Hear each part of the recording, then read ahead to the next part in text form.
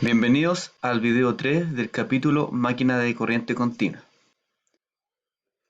En este video analizaremos el circuito equivalente de la máquina de corriente continua, los tipos de conexiones y los métodos de control de velocidad. El circuito equivalente de la máquina de corriente continua se divide en dos subcircuitos, el circuito de armadura y el circuito de campo. El circuito de armadura está relacionado con la bobina de armadura. Y en esta bobina vamos a tener un parámetro resistivo que vamos a denominar R sub A, un parámetro inductivo L sub A y una tensión inducida controlada E sub A. Esta tensión inducida está asociada a los enlaces de flujo que enlaza el circuito de armadura o inducido, producto del flujo generado en el circuito de campo. Por otro lado, el circuito de campo está formado por la bobina de campo y por lo tanto posee unos parámetros resistivos denominados R sub F y una inductancia L sub F.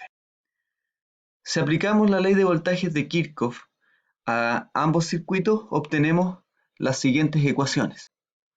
En estas ecuaciones, lo único que estamos haciendo es relacionar o hacer la sumatoria de las tensiones, ya sea en el circuito de armadura o la sumatoria de las tensiones en el circuito de campo.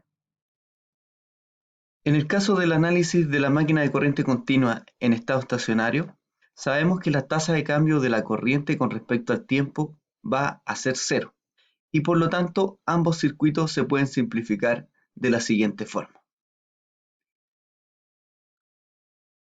En la ecuación del circuito de armadura, podemos ver que aparece esta tensión E sub A o tensión inducida controlada. Esta tensión, como lo mencioné anteriormente, depende del flujo generado en el circuito de campo y de la velocidad de rotación del circuito inducido o el rotor. Recordemos que el circuito inducido está en el rotor de la máquina. Y por lo tanto, esta tensión inducida puede ser controlada de dos formas: a través del flujo de la máquina, que significa intervenir en el circuito de campo, o directamente a través de la velocidad. Lo que normalmente se hace es controlar a través del circuito de campo, ya que la velocidad generalmente es una variable de salida de la máquina.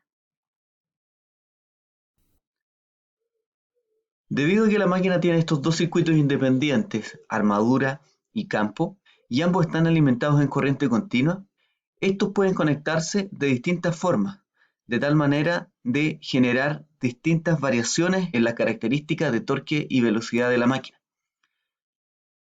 La conexión naturalmente dependerá de varios factores. Por una parte, los requerimientos de la aplicación, es decir, de alguna forma nuestra aplicación requiere un tipo de conexión en específico. Además, puede depender del tipo de máquina de corriente continua con la cual se trabaje o con la cual se cuente. Y además va a depender de la disponibilidad de equipos que tengamos en nuestro centro industrial. Naturalmente, si ustedes requieren una máquina para una aplicación en específico, van a tener que comprar este equipo, ¿cierto?, que les permita desarrollar dicha aplicación. Los distintos tipos de conexión entonces van a permitir obtener una amplia variedad de características de operación, y esta es una de las principales ventajas de la máquina de corriente continua. El mismo equipo en sí o la misma máquina en sí posee una gran versatilidad de conexiones, lo que da un rango amplio de operación, de características de operación. Existen 4 tipos de conexión de la máquina de corriente continua, los cuales se muestran en la pantalla. En la letra A tenemos la conexión independiente. En la letra B tenemos la conexión serie. En la letra C se tiene la conexión denominada campo en derivación o campo en paralelo. Y en la letra D se tiene una conexión que es una combinación entre la conexión serie y la combinación en paralelo. De estas 4 conexiones nosotros vamos a analizar las dos más utilizadas en la actualidad, que son conexión independiente y conexión serie. La conexión en derivación puede analizarse de igual forma que la conexión independiente y por lo tanto el análisis desde el punto de vista circuital es exactamente el mismo. La principal diferencia se debe a que en la conexión independiente el campo es alimentado a través de una fuente independiente y por lo tanto esto nos permite controlar directamente la corriente de campo a través de la tensión de alimentación. En cambio, en el campo en derivación o en paralelo, este es alimentado a través de la misma tensión de armadura y por lo tanto, si queremos hacer una variación independiente de la corriente de campo, vamos a tener que insertar un elemento resistivo en serie con el circuito de campo. A nivel industrial, ustedes podrán encontrar máquinas que se pueden conectar de forma serie, de forma independiente, de forma paralela o incluso de forma compuesta, como también pueden encontrar máquinas que permitan establecer distintos tipos de conexiones desde la misma unidad, sin tener que estar ocupando una máquina distinta para generar una nueva conexión.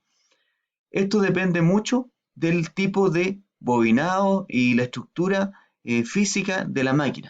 Por ejemplo, en el video 1, en donde se habla de las características constructivas y la descripción de la máquina de corriente continua, se mostró que la máquina podía tener o no interpolos. Esos interpolos también pueden funcionar como campos serie. Pero si la máquina no los tiene, naturalmente nosotros no vamos a poder conectar esa máquina en conexión serie o en conexión compuesta. Necesitamos que nuestra máquina tenga el campo serie.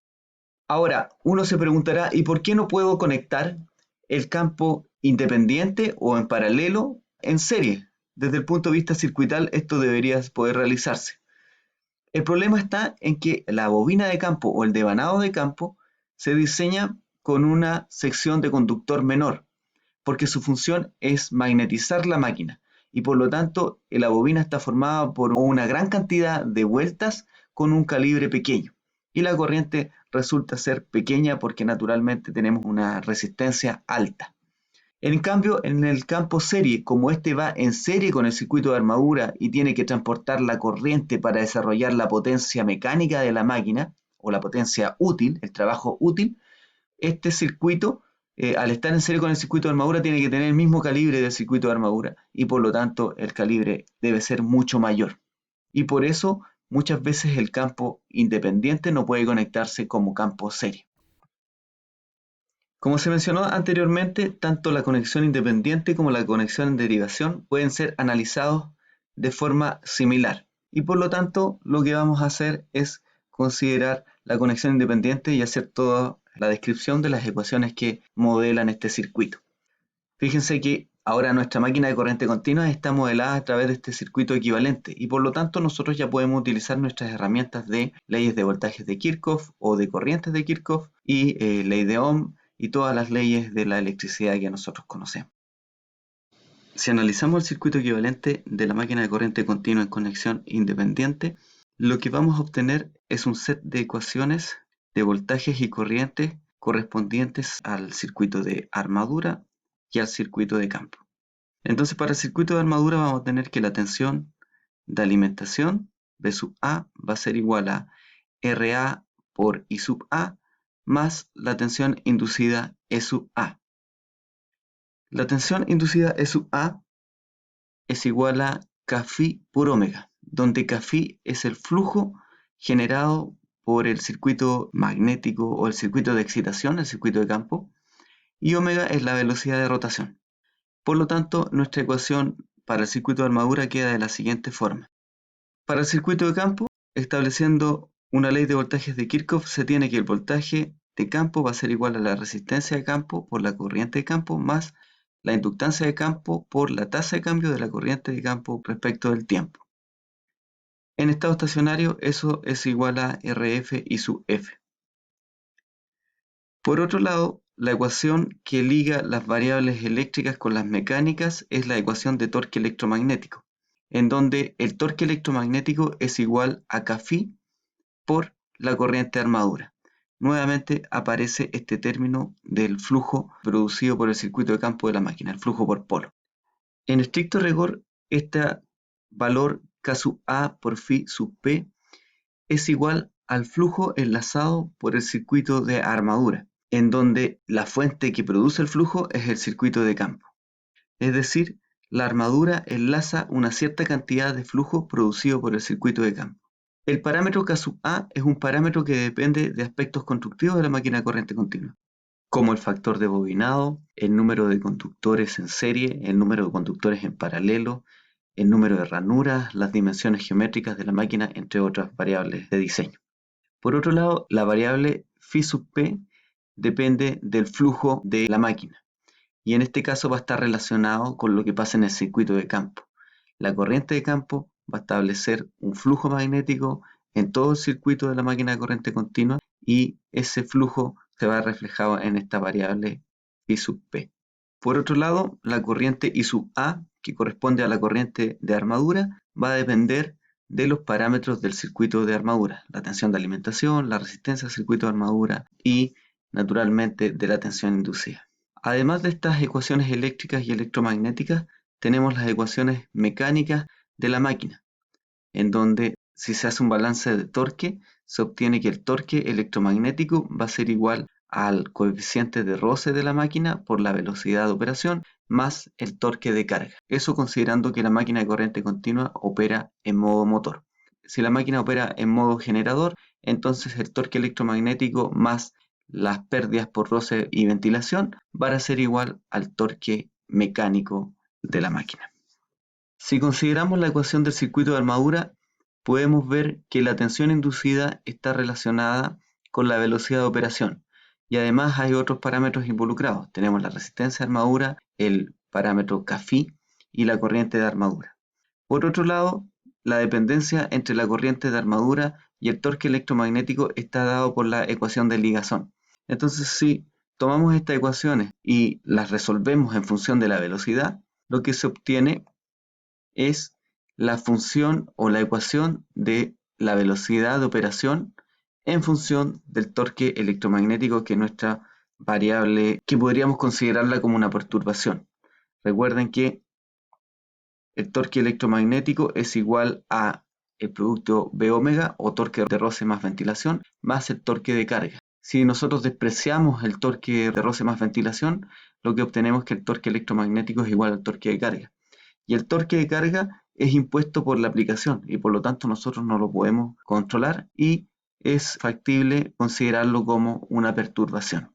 Entonces, bajo este supuesto o despreciando las pérdidas de roce más ventilación, lo que se obtiene es una relación entre la velocidad y el torque electromagnético o el torque de carga.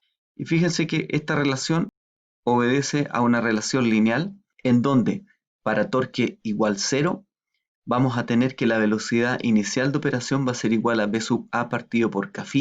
Y luego, a medida que aumentamos el torque sobre la máquina, la velocidad va a decrecer con una pendiente igual a RA dividido Kφ al cuadrado. Eso es lo que se muestra en la figura número 4.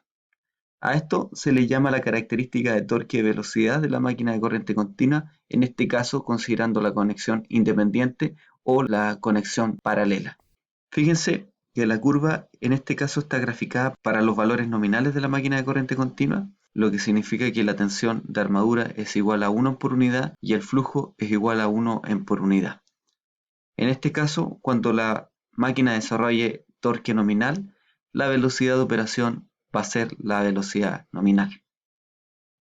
De la ecuación de velocidad es sencillo darse cuenta, es posible modificar esta curva con pendiente decreciente si de alguna forma variamos los parámetros de la ecuación.